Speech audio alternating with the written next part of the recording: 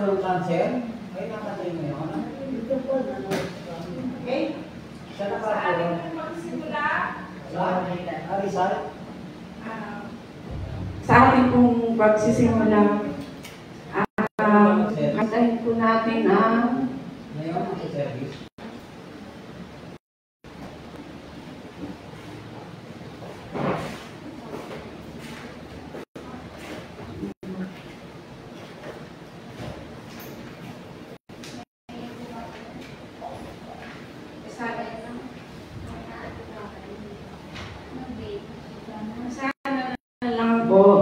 ang page 58.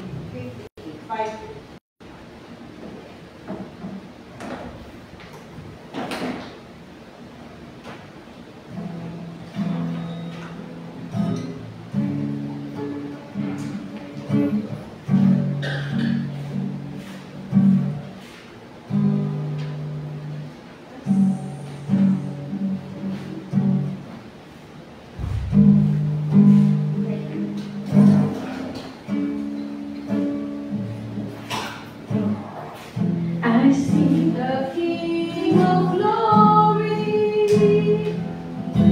coming on the clouds with fire. The whole earth shakes, the whole earth shakes. I see His love and mercy washing over all I see. The people sing, the people sing. Hosanna, Hosanna, Hosanna in the highest. Hosanna.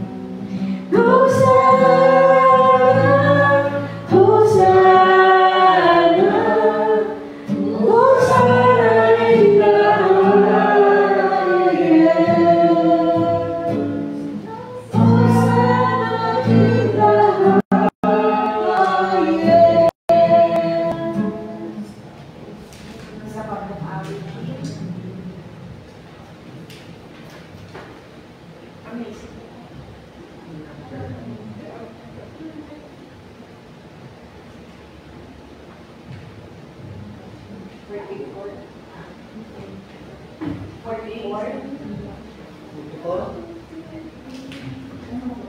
Amazing love. 44, amazing love.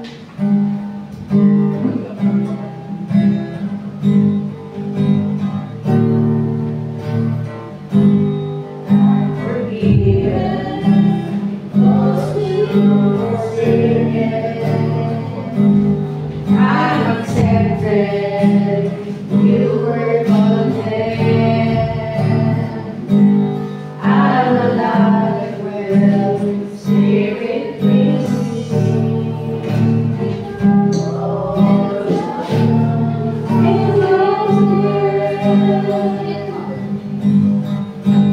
I'm created because of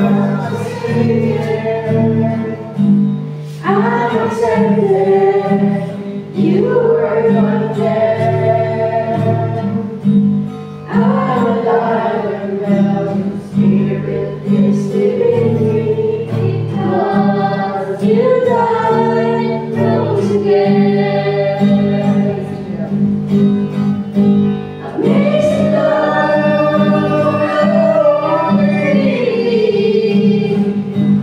You are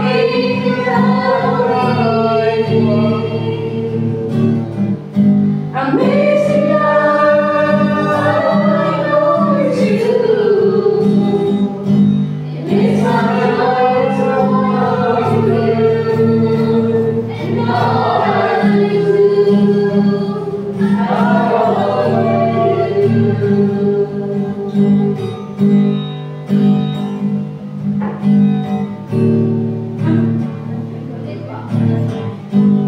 I'm forgiven because you were forsaken. I'm accepted. You were condemned. I'm alive and Spirit is within me. Because you died and rose again. Amazing love,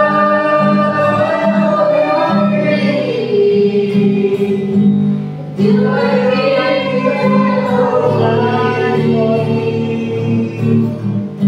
amazing love is you, and it's my joy to honor you in all I do.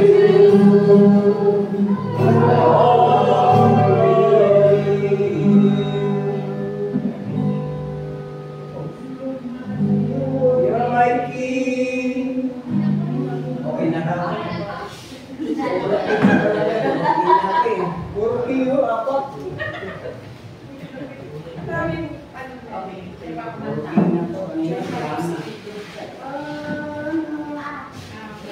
Tayo po yung manalangin.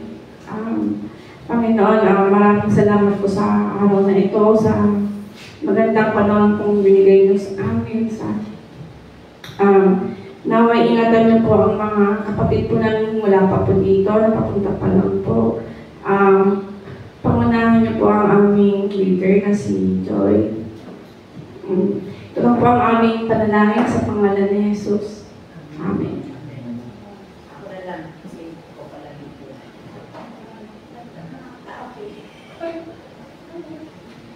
Online. Call. Basahin ko po muna yung... Pero ako na lang pala kasi mahaba po ito eh. Makamali po na. Buksan po natin ang ating Biblia sa John chapter 6 verse 25 hanggang 65. John chapter 6 verse 25 po mag-start hanggang 65. Mahaba. Ay, ano po muna pala, sa Old Testament po muna. Sa Exodus chapter 16. Ito, unti lang naman po. Verse 24, ay, Exodus chapter 16, verse 2 hanggang 4.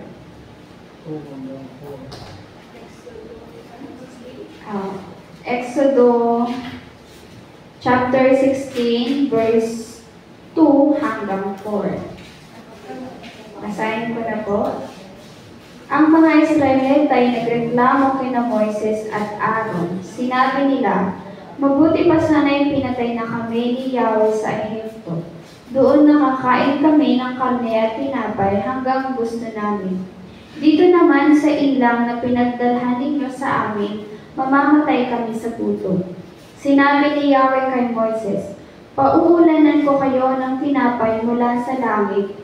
Araw-araw palalabasin mo ang bahay ang mga tao para magulot ng kakainin nila sa maghapon. Sa pamamagitan nito ay susubukin ko kung susunod sila sa aking mga tagubilin. Dito pa po sa verse chapter 16 din po ulit, verse 9 hanggang 15. Sa Exodo pa rin po, verse 9 hanggang 15. Okay po, yan. Ano lang po tayo ng konti. Yan. Sinabi ni Moises kay Aaron, paharapin mo ang buong bayan kay Yahweh sapagkat narinig niya ang kanilang reklamo. Nang sabihin ito ni Aaron, ang buong bayan ay humarap kay Yahweh sa gawin ng disyerto. At bigla namang nilang nakita sa ulap ang kaluwalhatian ni Yahweh. Sinabi ni Yahweh kay Moises, narinig ko ang reklamo ng mga Israelita. Sabihin mo sa kanila na sa pagtatakip siling, bibigyan ko sila ng karne. Sa umaga, bibigyan ko sila ng tinapay hanggang gusto nila. Sa gayoy, malalaman nilang ako si Yahweh, ang kanilang Diyos. Nang magtakip siling, tumagsa sa kampo ang napakaraming pupo. Kinaumagahan naman ay makapal ang hamog sa paligid ng kampo.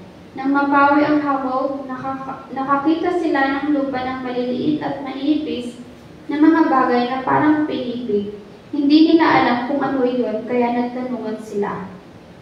Tapos dito naman po sa John chapter 6 verse 25 hanggang 65. Hindi kasi basahin ko na lang po. Are you there po? Nang makita ni si Jesus, John chapter 6 verse 25 hanggang 65.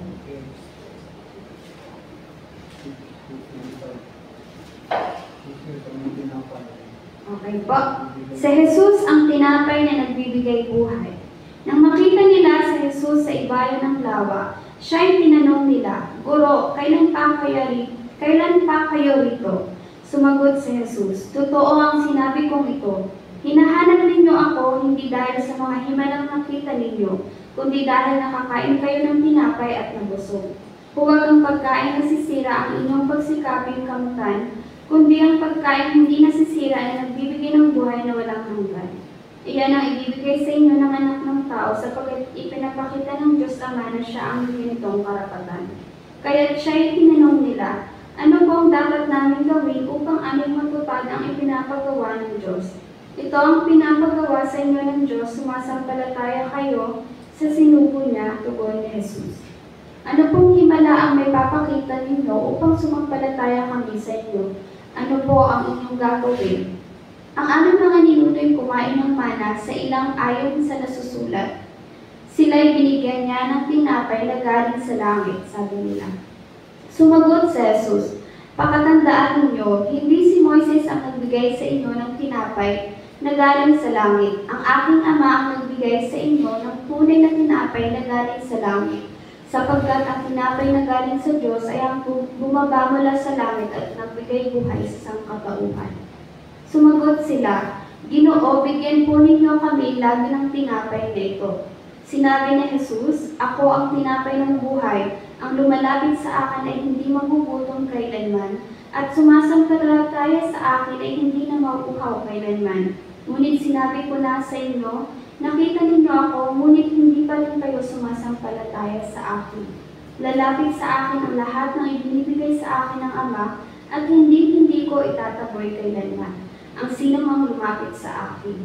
Ako'y bumaba mula sa langit, hindi upang gawin ang sarili kong kalooban, kundi ang kalooban niya nagsugo sa akin. At ito ang kanyang kalooban, ang huwag kong hayaang mapahamak ang kahit sino man. Sa mga ibinigay niya sa akin, kundi ang buhayin ko silang muli sa huling araw. Sapagkat ito ang kalooban ng aking Ama. Ang lahat ng nakakakita sa anak at sumasampalataya sa kanya ay magkaroon ng buhay na walang hanggan, at sila'y muli kong bubuhayin sa huling araw. Nagbubulong-bulungan ng mga Hudyo dahil sa sinabi niyang, ako ang tinapay na bumaba mula sa langit. Sinabi nila, hindi ba ito si Jesus na anak ni Jose? Kilala natin ang kanyang ama't ina. Paano niyo masasabi ngayong bumaba siya mula sa langit? Kaya't sinabi ni Jesus, tigilan ninyo ang inyong bulong-bulungan. Walang makakalapit sa akin malibang dalhin siya sa akin ng Ama, na nagsugo sa akin. At ang lumalapit sa akin ay muli kong bubuhayin sa huling araw. Nasusulat sa aklat ng mga propeta at silang lahat ay tuturuan ng Diyos. Ang bawat makikinig sa Ama at natututo, sa kanya'y lumalapit sa akin. Hindi ito nangangahulog ang may nakakita na sa Ama, ang nagmula sa Diyos ang tanging nakakakita sa Ama.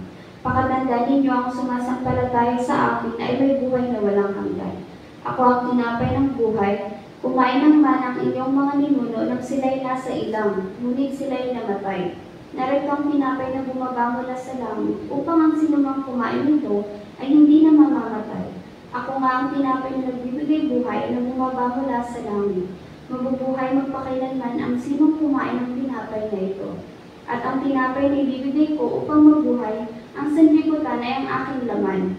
Dahil dito ay nagtalo-talo ang mga Hudyo, paano maibigay sa atin ng taong ito ang kanyang laman upang makain natin? Sinabi ni Jesus, pakatandaan natin iyon, malibang kainin ninyo ang laman ng anak ng tao at inumin ang kanyang dugo, hindi kayo magkakaroon ng buhay. Ang kumain ng aking laman at umiinom ng aking dugo ay may buhay na walang hanggan. At muli ko siyang bubuhayin sa huling araw. Sapagkat ang aking laman ay tunay na pagkain at ang aking dugo ay tunay na inumin. Ang kumakain ng aking laman at iinumin ng aking dugo ay nananatili sa akin, at ako naman sa kanya. Isinunggo ko ng buhay na Ama at ako'y nabubuhay dahil sa kanya. Gayon din naman, ang sinumang kumakain sa akin ay mabubuhay dahil sa akin.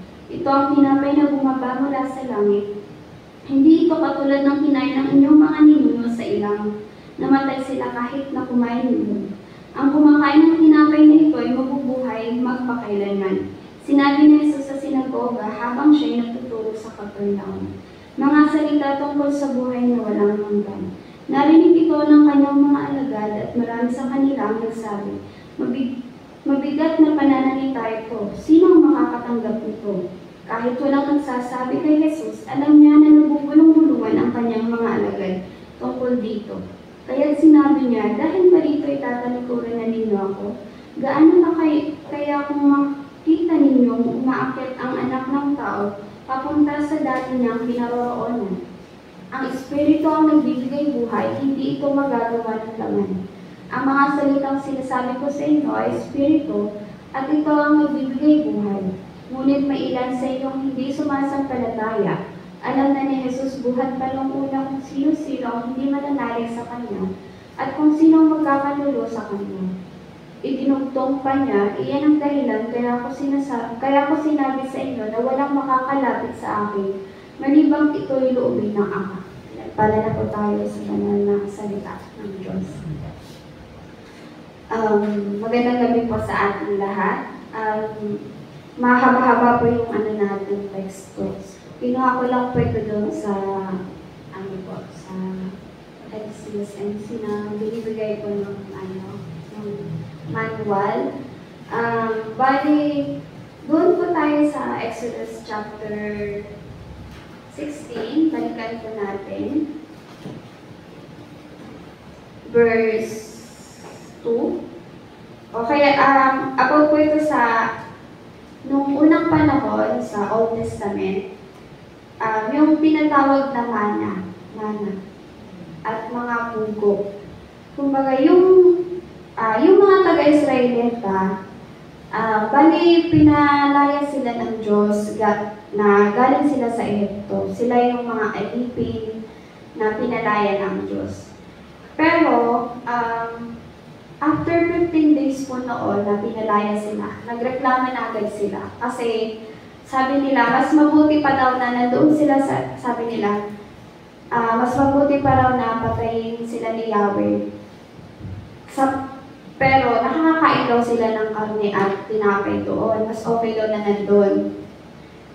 At dahil mahal sila ng Diyos, ni Yahweh, hindi pa rin sila pinahirapan. Binigyan pa rin sila ng karne at tinapay ni Yahweh. Then, after nun, may mga nahulog na yung tinatawag pong mana, yung parang buto ng ano po yun? Parang, ang sabi daw, yung mana daw po, ang tinatawag ng mga Israelita sa pagkain, pinupulot nila. Kasi in-instructionan sila noon ng Panginoon na pagkagabi, makukuha nila yung pugo, tapos pagka umaga naman, yung mana na parang tinapay. Tapos, doon po, nag-instruction yung Diyos na, kumbaga may inutos siya na kaunti lang yung kunin. Isang salok lang daw kasi kapag sobra, pag pinamagahan, ano po ito, magiging uod, ay malalagyan ng mga uod na sisira. So, hindi pa rin sila nakinig. Kaya, mga ilang araw, nakinig na sila kasi sayang ng pagkain. Tapos,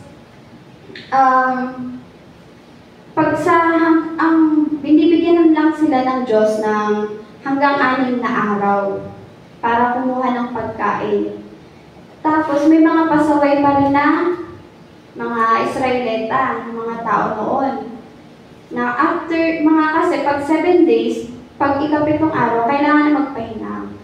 Kailangan wala nang magtatrabaho, kumbaga para sa Diyos na lang yung oras mo yun. So, hindi sila nakinig na naman. Pumunta sila doon sa ilang, wala silang nakuha. Kasi kala nila meron, kasi hindi sila nakikinig. So, kumbaga parang pinapakita dito na in-instruction na nga tayo ng Diyos, hindi pa rin tayo nakikinig kahit na alam mo yung kung ano na yung mangyayari. Halimbawa, katulad ng sample po natin, halimbawa, hindi naman po ito para sa lahat. Halimbawa pa, nagtinda ka, gano'n, nagtinda. Siyempre, after pag 7 days, ikapitong araw, pag 7 araw, dapat pahinga mo na sana yun. Kumbaga, binigyan ka ng Diyos na para magpahinga ng 1 araw. Kumbaga, parang inano mo yung sarili mo. May makakabenta ka naman, pero yung sarili mo parang pag magkakasakit ka, sakit sa ulo mo, kasi parang sobra na yung pagod mo. Kumbaga, kailangan mong sundin kung ano yung utos ng Diyos sa atin. Tapos, about naman po doon sa New Testament, dito po sa John, punta po tayo sa John chapter 6.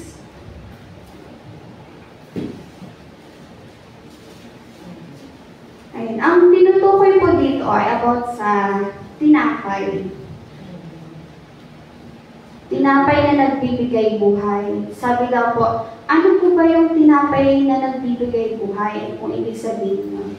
Doon po natin makikita sa John chapter 6, verse 35 to 40.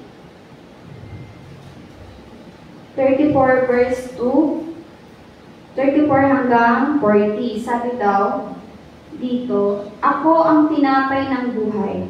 Ang lumalapit sa akin ay hindi na magugutom kailanman. At ang sumasampalataya sa akin ay hindi na mauuhaw kailanman. Ngunit sinabi ko sa inyo, nakita ninyo ako, ngunit hindi pa rin kayo sumasampalataya. Lalapit sa akin ang lahat ng ibinibigay sa akin ng Ama, at hindi ko itataboy kailanman. Ang sino mang lumalapit sa akin, ako yung bumababa mula sa langit, hindi upang gawin ang sarili kong kalooban, ngunit ang kalooban niya na nagsugo sa akin, at ito ang kanyang kalooban, ang huwag kong hayaang mapahamak ang kahit sino man sa mga binibigay niya sa akin, kundi ang buhayin ko silang muli sa huling araw, sapagkat ito ang kalooban ng aking Ama, ang lahat ng nakakakita sa anak at sumasampalataya sa kanya ay magkakaroon ng buhay na walang hanggan, at sila ay muli kong bubuhayin sa huling araw.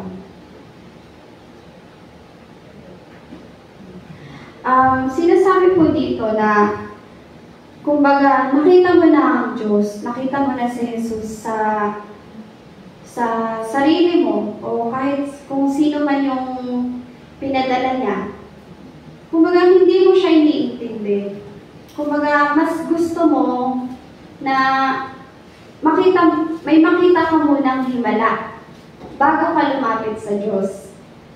Ito po yung sinasabi dito na, sabi daw, ngunit sinabi ko sa inyo, nakita ninyo ako, ngunit hindi pa rin kayo sumasampalataya sa akin.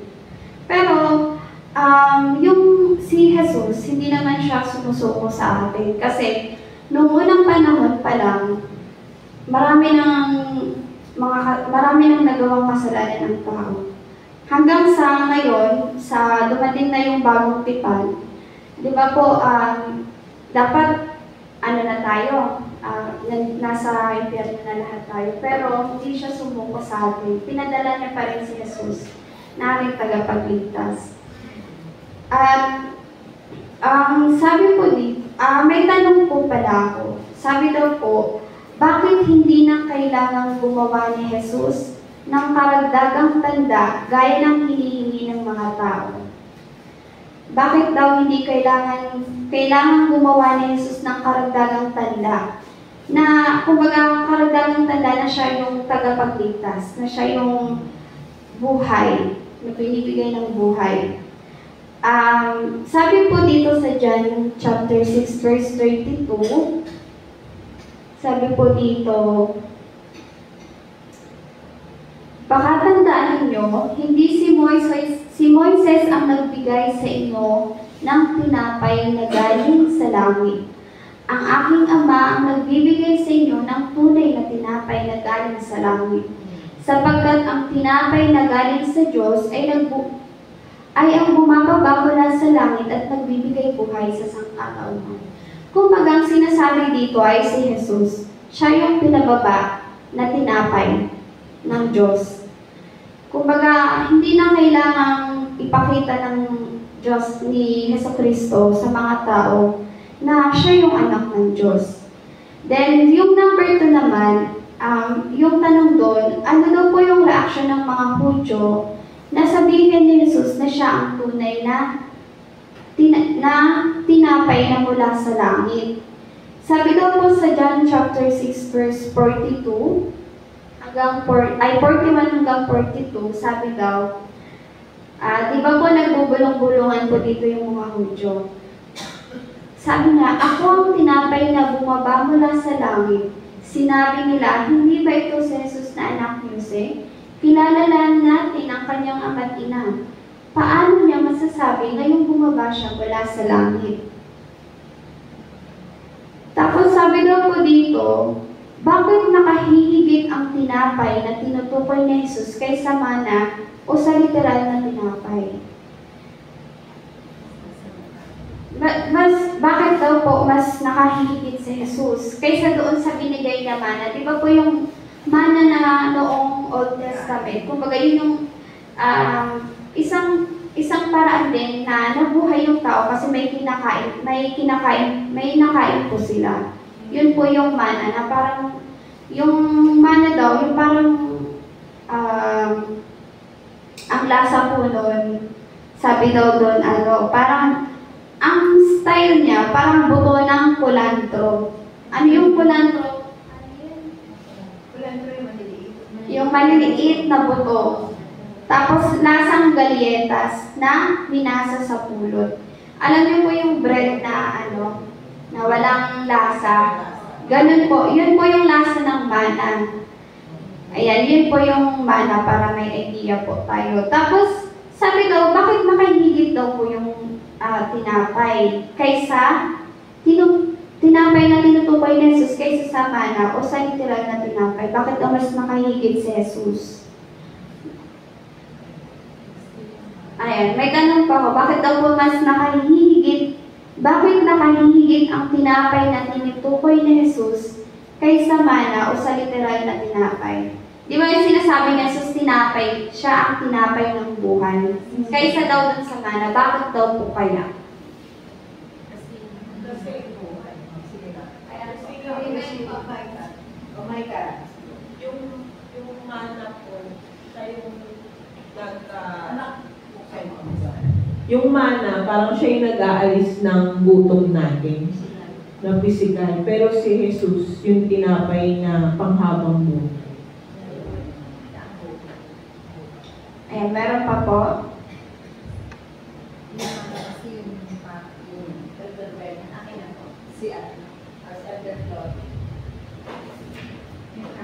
Ang mana po ay nagbibigay ng ano ba ito? Gamot sa ating gutom na pisikal. Yun ang binigay ng Panginoon noong panahon na yon. Pero ang tunay na tinapay ay ang Panginoon Jesucristo mismo. Sapagkat bukod sa siya ang nagbibigay ng kalakasan sa atin, siya ang ating liwanag, siya ang ating lahat-lahat, siya ang ating tagapagligtas at siya ang ating healer. Siya po ang tunay na tinapay ng buhay. Kompleto po yun sapagkat ang Panginoon na po ang tunay na nagbibigay buhay sa bawat isa. Opo, tama po yun. Ayan po, si Elder Joe. Ang daragdag ko lang, ang kaibahan kasi, natanong ni Kapatid kanina, bakit parang may hinahanap pa sila sa mga dating... Ayaw po. May tanong yun. So parang anong kaibahan, tungkol sa bread? Ang kaibahan kasi, sa tingin ko, yung kasi mga nauna kay sa ating Panginoong Jesucristo, lahat sila namatay. At hindi na nabuhay ng muli. Parang gano'n, di ba? Hindi mo na sila nakakatabi, nakakausap, hindi na. Pagkatapos silang gumawa ng mga milagro, pagkatapos si Moises, pinalaya yung dasang Israel, lahat dyan nakapakita ng milagro ang ating Panginoon Diyos. Pero after noon, lahat ng mga propeta na yan, nawala na, hindi na nila nakausap, hindi na nakapiling, hindi na gumawa na. Samantalang si Jesus, ibang pangako niya, buhay na walang hanggan. At yun yung naging dahilan kung bakit itong buhay naman. Ito ang tinapay. Kasi yung tinapay na, yun nga, matamang sinabi ng kapatid na ay para lamang sa physical.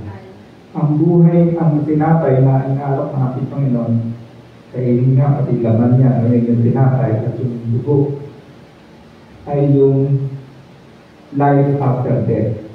Yun yung at yung mas mahalaga dyan nga ay yung pagpapaluso ng ating spiritual na katawan na simula pa noong unang panahon ay binalain natin, sinawalang kabi natin, binalahura natin. So ngayon, kaya dumating ang ating Panginoon para ipakita na ang kalayaan ay hindi lang para sa physical na katawan, kundi ang kalayaan ay para sa, ang na-ino-offer niya ay para sa katawan, ay para sa katawang espiritual na pilit natin sinasama sa buhay ng pagkamatay ng ating lupang katawan. At kaya ang lupang katawan namamatay. Pero pinakita ng Panginoong Jesucristo na sa pamamagitan ng pagkain ng kanyang bread, yung siya ilang tinapay at ng kanyang dugo, ay pati ang katawang physical at ang spiritual buhay sabay na mabubuhay at babalik sa pagkabuhay na muli. At yun yung kaya nga ang sa regulation, aakyat sa langit, hindi lang yung espiritu mo, pati yung lupang katawan mo aakyat sa langit. No? Hindi na lang yung, kasi sabi nga dyan sa Bible, walang ibang babalik sa lupa kundi yung galing sa Diyos. Amen. Ay walang ibang babalik sa langit kundi galing din sa Diyos Ama na galing sa langit. At si Kristo lang yun, ang ating Panginoon sa Kristo. So, sa pagdating ng final battle, kumbaga, magkasama na ang mga lahat ng namatay na sa physical at spiritual na katawan ay aakyat sa langit. Basta lahat tayo ay may basta lahat ay rapture. Basta lahat tayo ay papanindigan natin ang ating pananampalataya na si Kristo ng ating Panginoong sa Kristo ang tunay na tagapagligtas. At yun yung kaligtasan na sinasabi. Hindi lang kaligtasan sa kung saan bansa tayo na alipin, ano? Kung alipin tayo sa Pilipinas, gusto natin pumunta ng Iraq, no? Para pangarin, mas malaki kung gusto natin pumunta ng US, hindi gano'n. Kundi kalayaan sa mundong ito na ating kinagagalawan at lahat tayo pumunta sa langit kasama ng ating spiritual na katawan upang papatuloy na kilalanin at nakilain ang ating Panginoon sa Kristo at ating Panginoon Diyos. Amen. Ayan, meron pa ba si Brother Taylor? Hello. Ang tinapay na ay galing sa Ama at ang tinapay na yun ay ang Panginoong Jesucristo. Yun naman doon. Kaya, kasi ang Ama, binigay niya siyang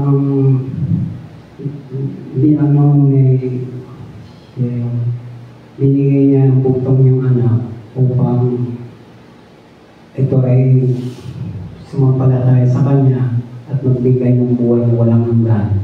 Yun ang tinapay na yung natin ngayon, paksa natin para tayo magkaroon ng buhay na walang hanggan. Yun na lang ang tinapay ng Panginoon. Amen. Ayan nga po, yung share ni Elder Joey, yun po yung sinasabi po dito. Kasi yung sabi daw po ni Jesus na, di ba po sinasabi niya dapat kainin ang katawan niya sa pamamagitan ng pananampalataya.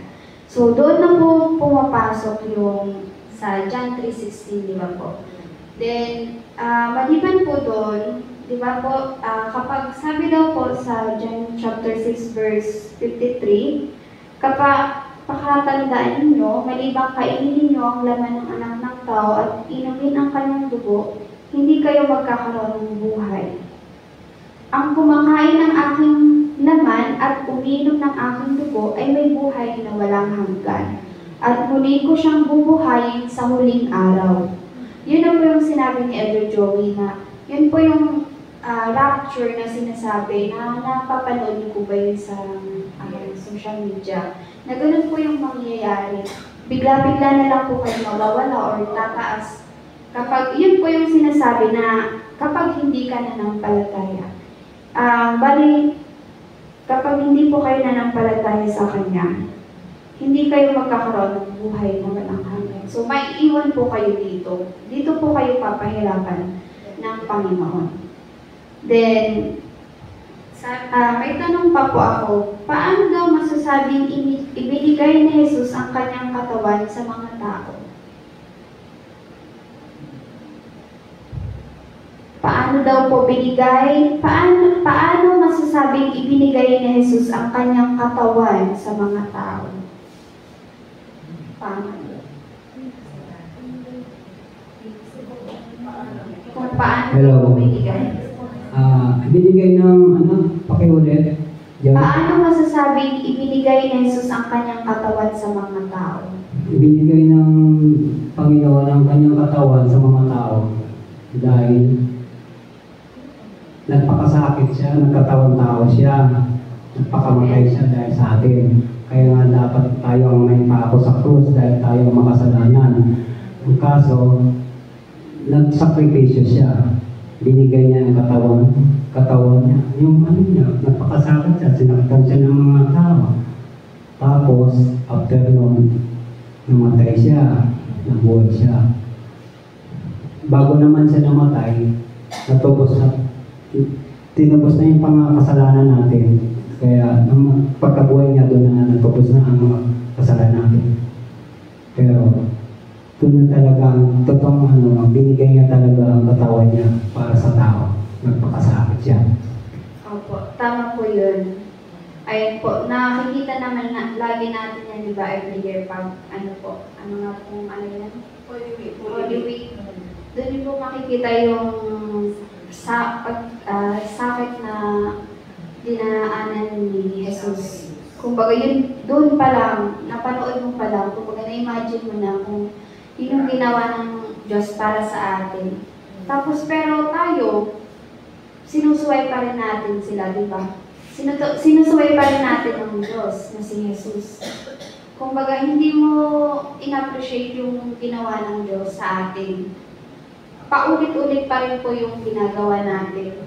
Then, meron pa po akong tanong, anong ibig sabihin ng pagkain sa katawan ni Jesus? Anong ibig sabihin ng pagkain sa katawan ni Jesus? Hindi po ba yung communion? Ayan. Ako yung pagkain sa katawan ni Jesus. Inaalala po natin na minsan ang Diyos, Ama, ay nagbigay ng kanyang anak para sa atin. At yun ang ating inaalala in remembrance. Yun nga po yung communion natin every first Sunday of the month. Bilang UCCP po. Pero sa iba po, every week po yan, mga disciples, communion po yun. Opo, di ba pag mag-communion, dapat ready po kayo sa sarili nyo na wala kayong tinatago o yung parang may sa kapwa na bigat na dinadala. Kumbaga dapat ready ka kung ano yung mangyayari sa'yo sa araw na yun. Then yun, di ba yun po yung sinasabi ng pastor natin pag communion, pagkatapos po, hindi ko lang po alam kung ano yung eksakto. Yung tinapay po, tinataas niya, na kumbaga yun yung simbolo ng buhay na ni Jesus, yung katawan niya. Tapos yung alak naman, yung dugo niya, na kumbaga yun po yung simbolo ng pagkasakit niya sa atin noon. Doon po na, kaya yun po yung sinasabi ng pastor natin pag communion. Ayun, may tanong pa po. Or may i-share po ba kayo about po doon sa dugo, sa tinapay?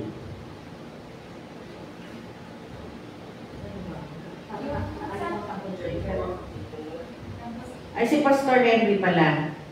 Baka may gustong sabihin, Pastor. Sige po. Yes po. Opo, binigay ko siya na. Pasensya na po, ako'y namamantaan yun. Pasensya na po tinatawag sila namamantal po. Dami ko po yung tama. Pero may sa ating pong paksa na tumulo po ng ating mga papakit ang mga tutors na dapat pong pagnilayan. Actually, ito pong mana, yan po yung isang uri na grain. Tama po siya natin ni Joy kanina, parang pulpo, parang maliit na pugo. No? Na pagbili po yan, nasa low temperature para mag-form tinapay. Pero ang composition po niya, wala po siyang yeast, wala siyang salt, wala siyang sugar. Okay? So, bagaman wala po siya mga ganong plant ingredients, yun po ay mayroong lasa. Okay? At the same time, yun po ay hindi napapanis. No? Hindi yun napapanis siya, tumatagal po ng mahabang panahon niya. So, na-mention po niya sa aklat ng As Old Testament, especially po sa Exodus, at saka sa Numbers, kung paano pinrovide ng Diyos ang mga pangangailangan po ng mga Hebreo sa mga panahon na sila ay naglalakbay patungo sa ibang pangako. No? So, makikita po natin na ang Diyos ay papabayad. Yan ang kanyang unang karami niya. Yung kanyang provision po ay lagi nangyari para sa atin. Naman, yung times na talaga nangihinit po tayo, syempre dahil sa taas na po ng presyo ng binihin ngayon, yung po 1,000 kapag tumalete ka, wala nang value yan. Ano? At marami na akong nagsasabi na at least dapat ang sakot ng isang tao yan, pero ay 1,000 para po matugunan niya ng maayos yung pangangailangan niya. No? Pero more than the tinatawag po natin value o yung halaga ng ating pong nararamdaman, pinapaalala po sa atin na ang Diyos hindi magpapapayag. Ano? Kung paano ginawa niya sa mga Hebreo, na pinupay niya tayo mga pangangailangan, para pumasumbay, makatapos, ganoon din po ang ating Diyos. So may mga kapi po na din po sa atin na in order to survive, siyempre kailangan mo natin ng pagkain, naroon ng damit, naroon po tiyumahan, kapag mayroon po sa atin, kailangan ng mga gamot, etc. etc. Pero yun po,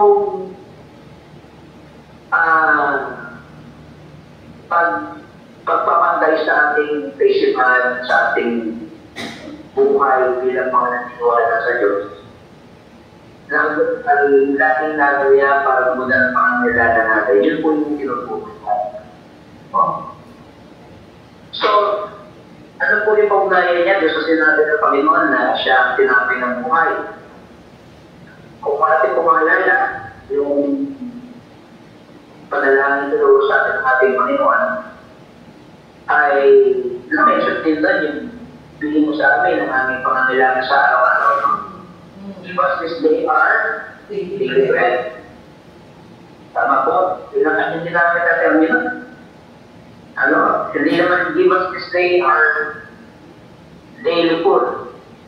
Okay, pwede naman natin i-inom na yun doon. Pero more than so sinasabi natin konsepto ng provision ng Diyos sa ating pangangailangan. Inilala naman ang Panginoon Jesus na merong pinagmukulan ng lahat ng bagay sa mundo nito. Pero pinagmukulan, may isang source na makapangyarihan upang makulan ang ating mga pangangailangan. So, ang tinapay, actually, natubog na niya ito, Glory, yung mensahe po niya na inugnay ng mana, yung sa ating mga basic needs, kung paano tinupay ng Diyos ang mga pangangailangan ng mga Hebreo noon, yun ang slate naman ng ating Panginoon Jesus na ang ganyan pong ugot sa buhay ng mga tao ay katulad ng bata at madalas ito ay higit pa doon sa ating mga bunga ng magaling na dati sa mundo ito. Ano? Kailangan mo naman ang ating Panginoon sa ilang ng mga hindi lang po sa ating mga provision, pangangailangan na material, kundi pasigil pa yung naibigay para sa atin. No? Yung representasyon ng kanyang pagiging tinapay ng buhay ay nagbibigay ko sa atin ng sustenance at masusustain po yung ating material and spiritual needs. No? So, bakit ko nasabi ng ating magpag kasi maraming bagay na maraming tao po sa mundo ito ang sobra at sapat yung masasabi natin material wealth. Pero hindi naman sila masaya. No? Meron pong mga tao na kilala at meron inabot na mataas lang sa buhay. Pero may something na ulit sa kanila. Samantala, marami naman pong mga kalagayan na bagaman nakakaraos ng o sa araw-araw na buhay, masaya sila na makaraos dahil meron silang Kristo, meron silang susubuhan. So, pagkanapay ng buhay sa katawag ng ating Panginoong Jesus ay pagpapaalala sa atin na yung pong makapasamantala sa mundo nito, lilipas yan. Pero po, naman yung pasensya na ating Panginoong Jesus sa atin na magdudulad po punan ang ating mga pagkailangan hindi lang po sa pinapagalihan kundi upang punan ang paganapan ng ating buhay upang punan ang kakuhawan natin at kagutuman natin sa presensya po ng ating. E naman sa tayo po ay merong makusugan sa presensya ng Diyos sa ating buhay, ikaw ay sapat na. Upang natin ang bumubuhay nito na may kailangan at may pagkakaroon. So, yun po, sana, nakita po natin yung pagkakalahan nila pagbabahagi ng tinapay ng tinatatanda. Nakakit-enjoy at nakakit po sa community na, yes, tama po lang, ito yung symbol na kosya ang tinapay at tinataas na may pangalaman. Wala na si symbol po sa katawan ni Kristo. Ang kanyang pumanidad at flesh na natin. So nangangawa, sa buhay po natin bilang isang iglesia, bilang katawan, bakit yung katawan ni Pastor po, lagi po natin sinasaalang-alang ang pagbabahagi na yun. Kung anong meron tayo. Nako, babalik pa tayo sa ating lesson ng nakaraang linggo sa kahalagahan at mala ng pagbabahagi na yun. Kung tayo po ay mag-share, bakit kung anong meron tayo, magiging posible ang posible. Yun po, at maraming salamat. Okay.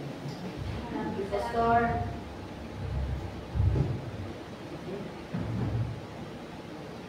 Siguro sinamarize na ni Pastor lahat ng lesson mo. Ayun po, narinig naman po natin yung sinabi ng ating pastor. May mga idadagdag pa po kayo. Sa ating Florida po.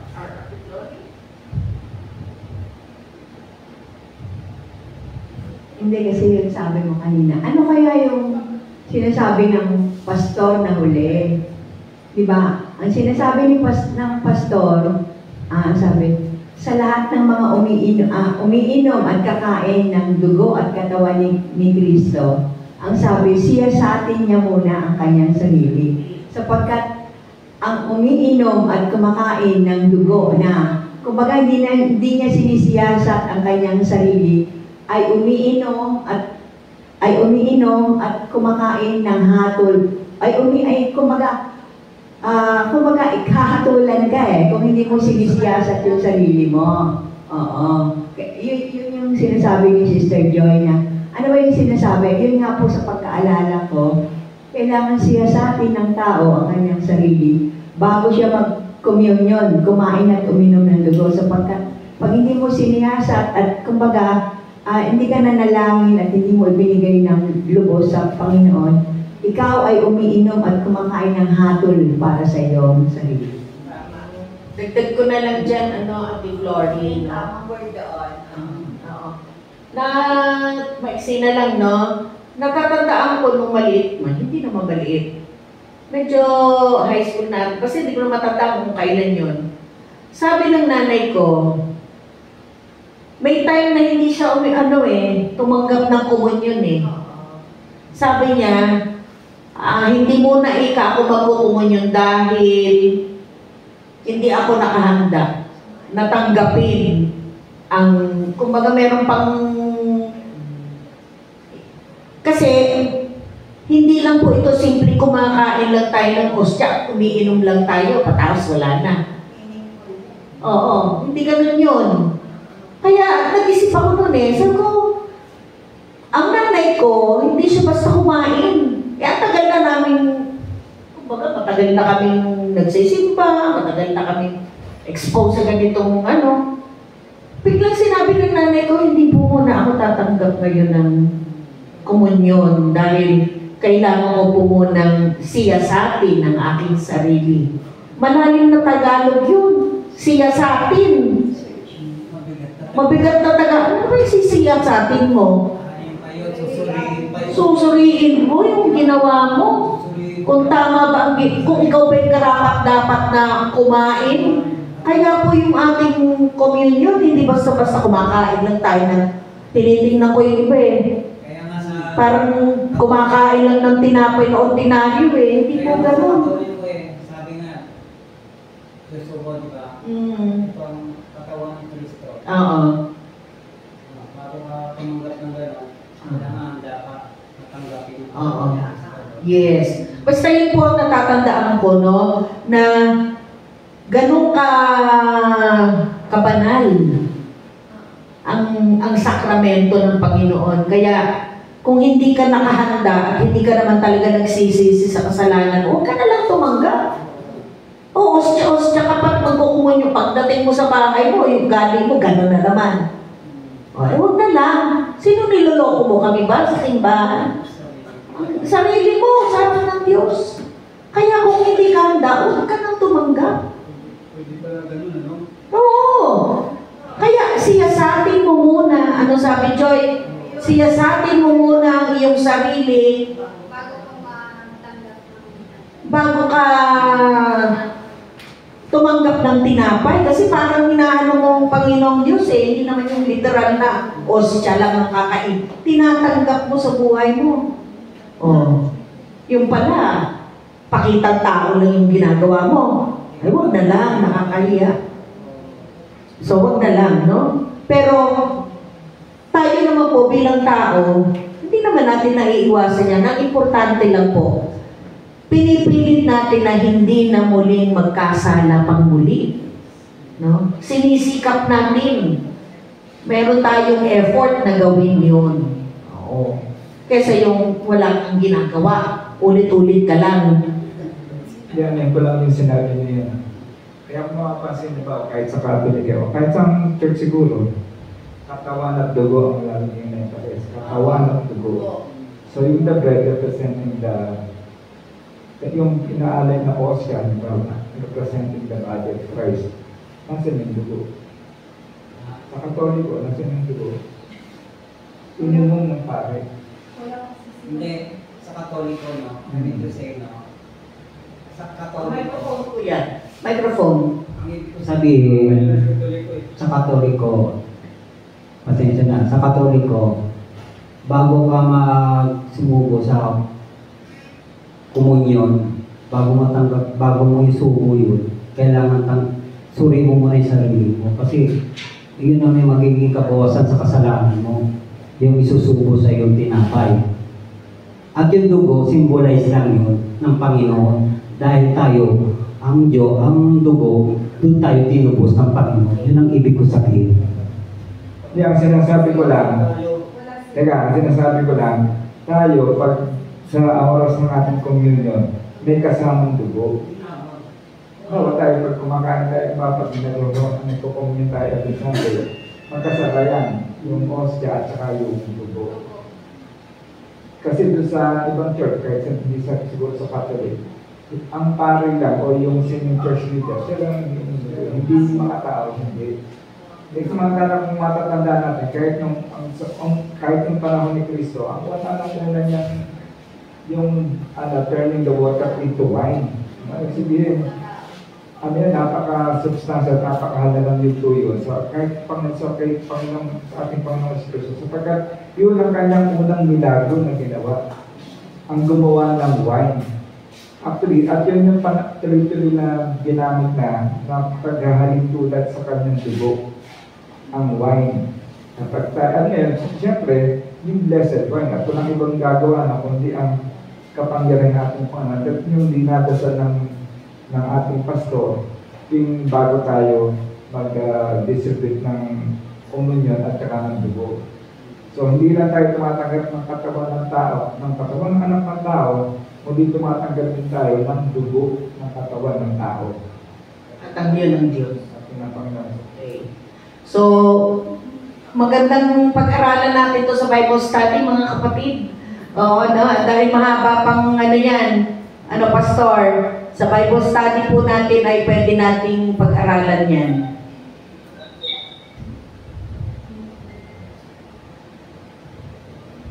Konting backup na po.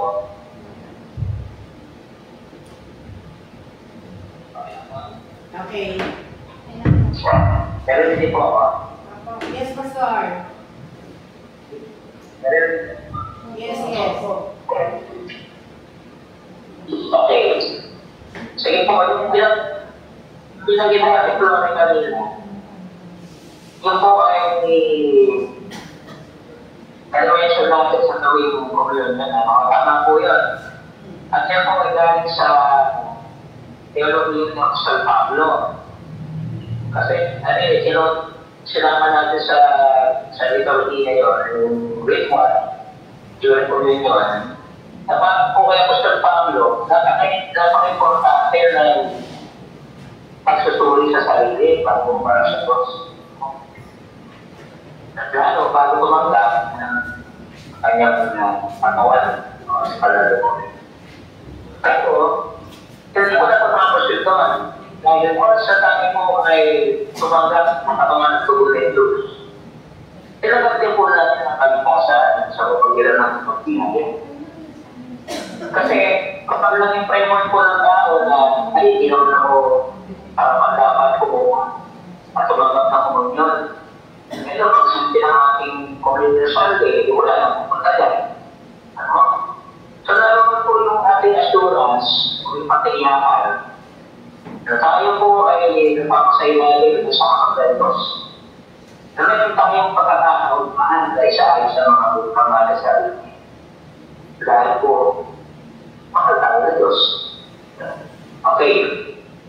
So, po, yung pong magkaiwakasawa ang interpretasyon ng yung Aristia sa panahon ng Protestante ng mga Katoliko. Sa mga kapatid natin naman ng Katoliko, kapag itinasa ng pari ang alis at apostya, ganun yung rin po na tubukan katawan ni Jesus yan.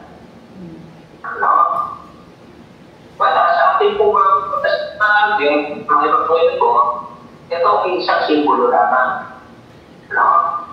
Pero, naroon mo yung konsepto ng pag-alala po sa kanya.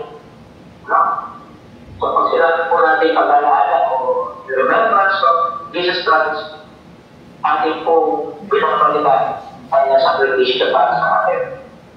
Ang naging instrumental tayo tayo magpatuloy dito. Ngayon, lumakumamot po sa iba't ibang konsilyo o mga early church councils ang ganitong debate. Tinatawag na consubstantiation at tinatawag na transubstantiation. Pag sinabi natin consubstantiation, yun yung literal na dugo at katawan ni Jesus. So, paano ba sa iba yung lipo? Simbolo na ito, transubstantiation. So, medyo manaba akong pagsano. Pero ang importante po dyan yung mensahe na pinapakot sa atin. Alam mo ba ang mensahe na tapos na pagtangan natin ang katawan ng dugo ni Jesus? Dahil sa tinapay ng buhay, pinapapasok natin siya sa buhay natin. Pinasasaluhan natin ang ministeryo at po ipinapahagi naman kung ano meron tayo. Okay? Tayo po. So,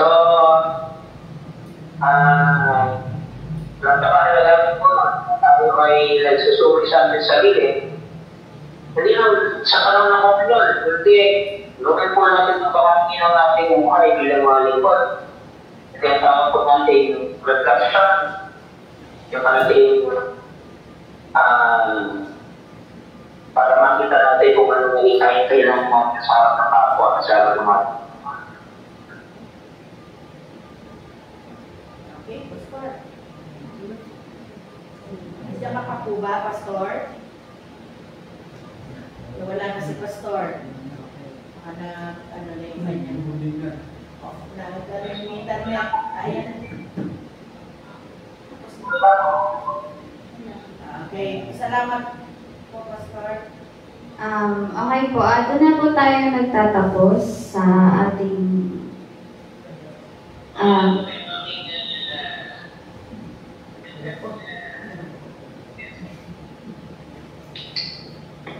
Okay, thank you, Pastor. ayan, pupunta po tayo din sa mga prayer requests. Ayan, meron po doon sa group chat. Ayan.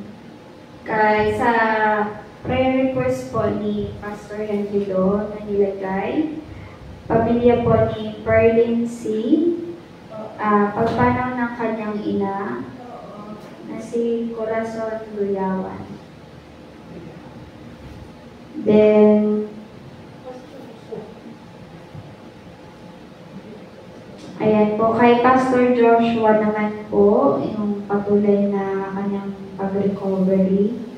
Then, kay Sis Isa Darcy sa appendectomy, na na-confine po si Sis Isa sa Makati Med. Si Brother Larry Perocho, na-confine din ng 2 weeks ago. Si Sis Thea sa kanyang lab test and medical procedures.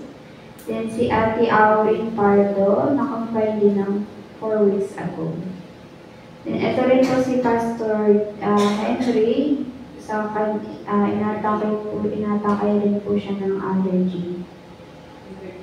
And si Elder Joey po sa kanyang patuloy na medication na tinitake, then sa patuloy na paggaling. And yan, yung result ni Elder Grace memory test.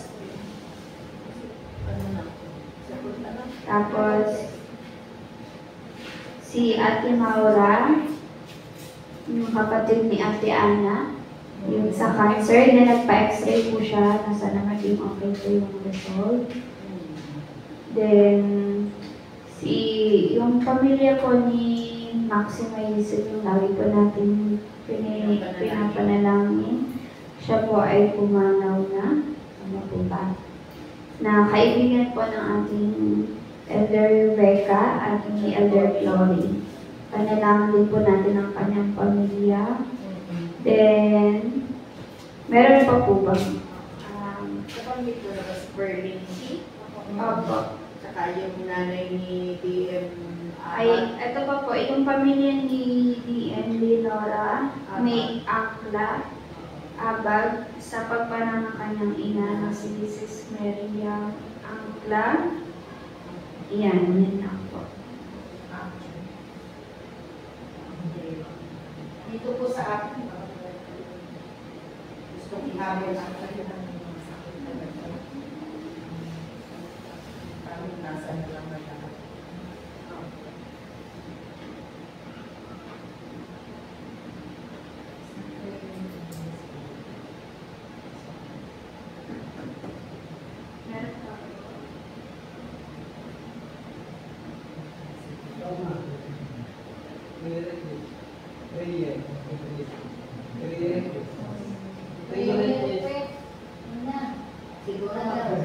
Pray tayo and then si Pastor Henry na lang ang mag-closing prayer. Silent prayer na lang tayo. Babangkitin ko po yung ating mga prayer request. Closing prayer ni Pastor. Isa na lang yan kasi may sakit na sila.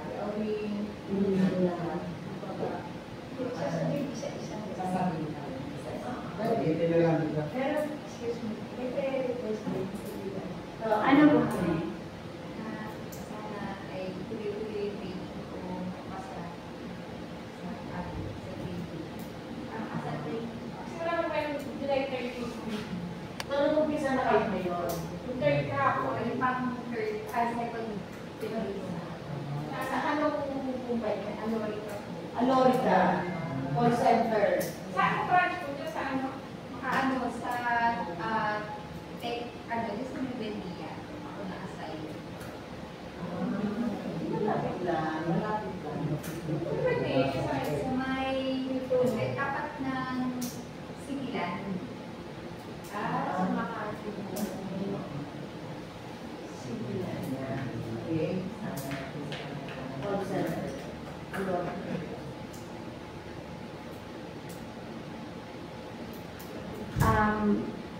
Kung okay na po, babanggitin ko po isa-isa yung mga prayer requests. Tapos ay closing prayer. Ayan po. And then closing prayer pa ni Pastor Henry.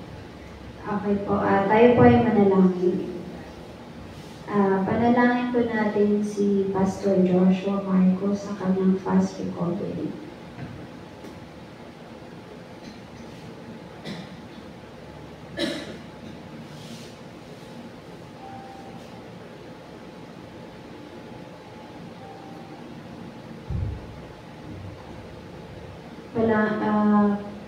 Panalangin pa natin ang ating kapatid na si Sister Isadasi sa kanyang appendectomy na nakonfine.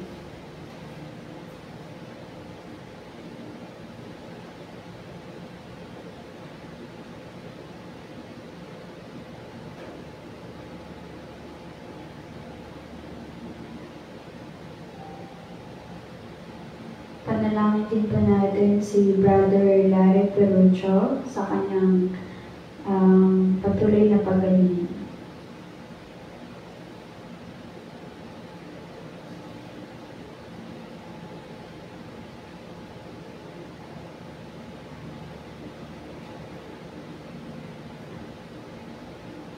Panalangin din pa natin si Sister Dea, si Elder Grace sa kanilang mga laboratory tests and memory tests.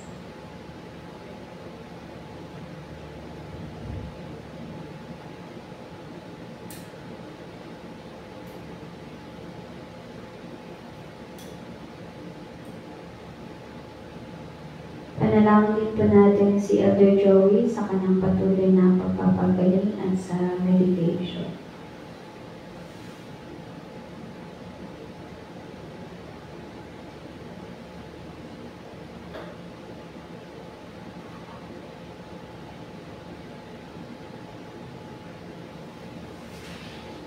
Panalangin din natin ang pamilya ni Sister Perlency sa pagpanaw ng kanyang ina na si Corazon Boyawan.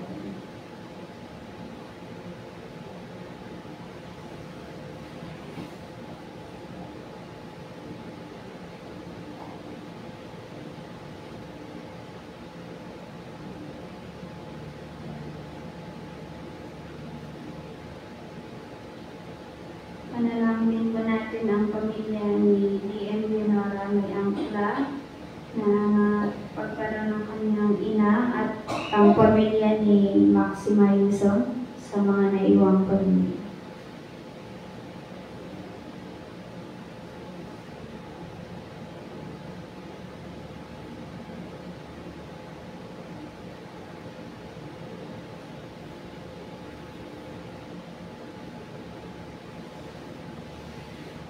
Panalangin po natin ang allergy attack ni Pastor Henry na sana gumaling na po siya.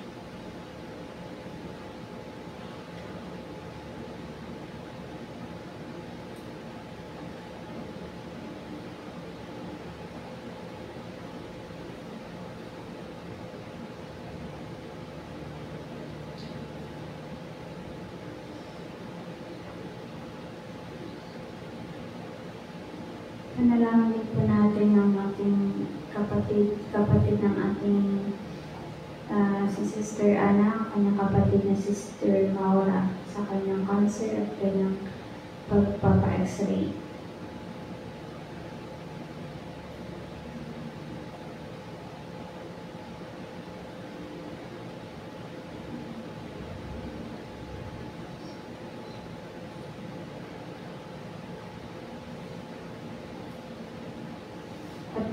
patuloy rin po natin ipanalangin si Sister Auring Pardo sa kanyang patuloy na pagkain.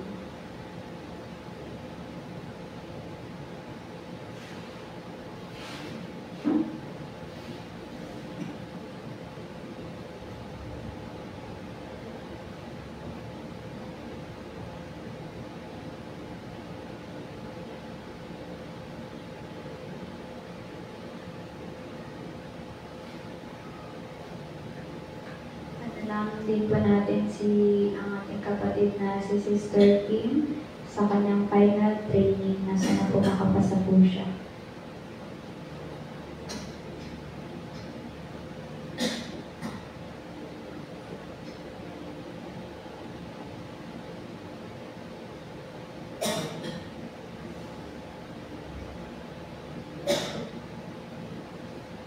Hingin na po natin sa ating pastor, sa ating pangwakas ng panalangin.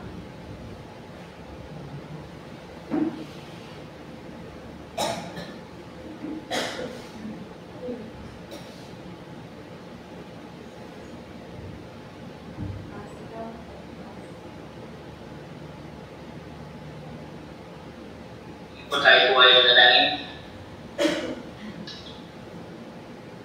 Panginoon Diyos, kami po ay nagagalang at nagpapasalamat sa gabi ito. Kami inyong pinag-ipan at pinagsama upang gawin ang isa sa mga pinakamahalagang disiplina ng aming buhay bilang mananampalataya, ang gawain ng pananalangin. Salamat po sa pinaunawa ninyo na sa gabi ito. At alam namin na ang lahat ng aming mga pangangailangan ng Diyos sa inyong tutugunan, kasabay ng aming pagkampan ng aming mga gawain at pupulin sa mundo ito. At napapasalamat po kami sa mga tao na inyong pinakasangkapan upang tugunan ang aming mga pangangailangan sa pang-araw-araw na buhay. Higit pa sa aming tungkol sa mga pangangailangan ng buhay nito, O Diyos. Kami rin ay napapasalamat sa inyong pagdatal sa mundo nito kung kami ay makatagpo ng kaligtasan, kung kami ay makatanggap ng pagpapatawad at makasumpong ng panibagong buhay na kasama kayo.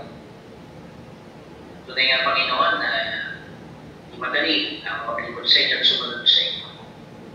Kami po ay nabibigyan ng mga limitasyon. Balit itinuro niyo rin, Panginoon, na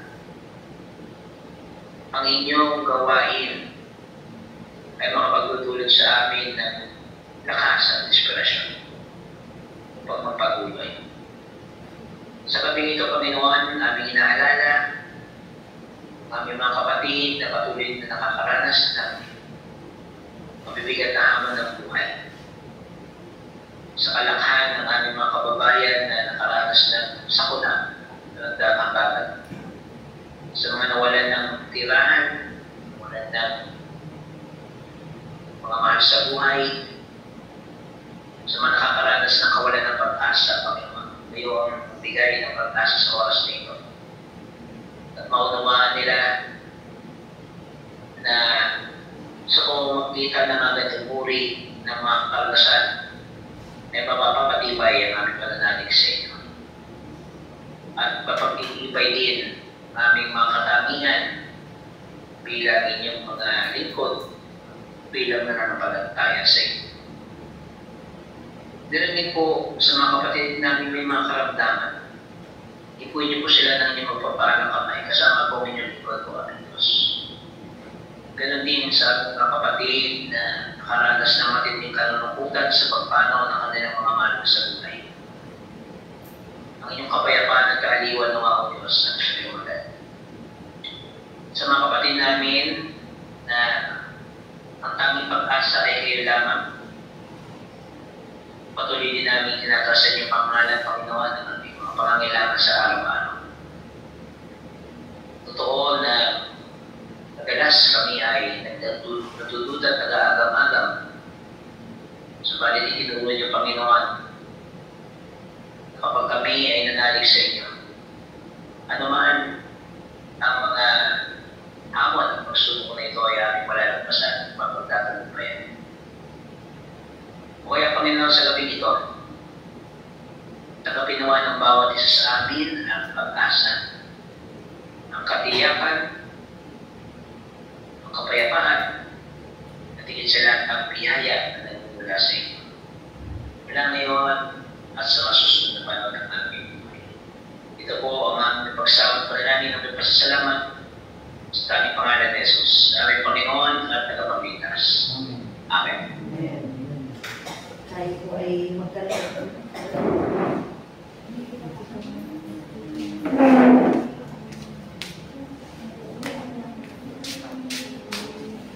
Offering muna tayo.